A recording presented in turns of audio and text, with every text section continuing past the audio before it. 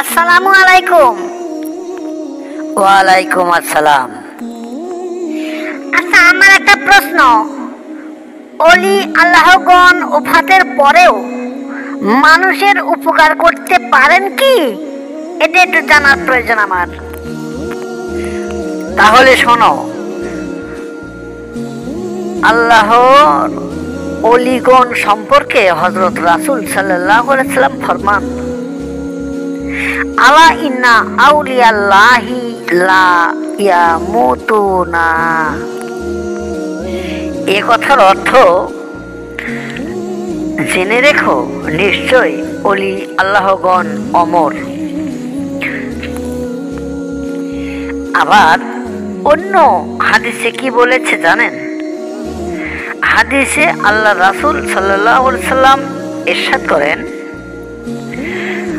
আউলিয়াউল্লাহি লা ইয়ামুতুনা ওয়ালাকিয়ানকুলুনা মিন দারিন ইয়াদার।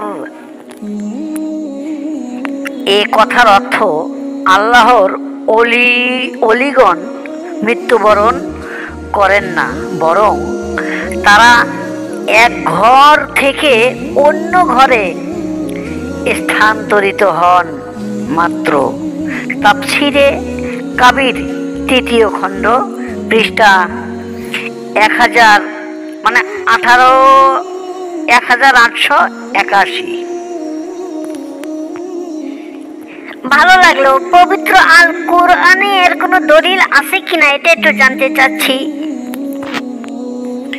অবশ্যই অবশ্যই পবিত্র আল কোরআনেরও দলিল দিতে হবে, তাছাড়া তো হবে না। যেমন এই সম্পর্কে আল্লাহ বললেন, আলা ইন্না আউলিয়া আল্লাহি লা খাউফুন আলাইহিম ওয়া লাহুম ইয়াহজানুন।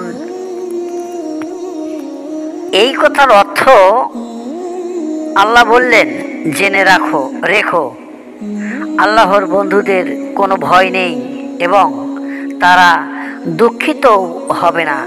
সূরা ইউনূস আয়াত ৬২।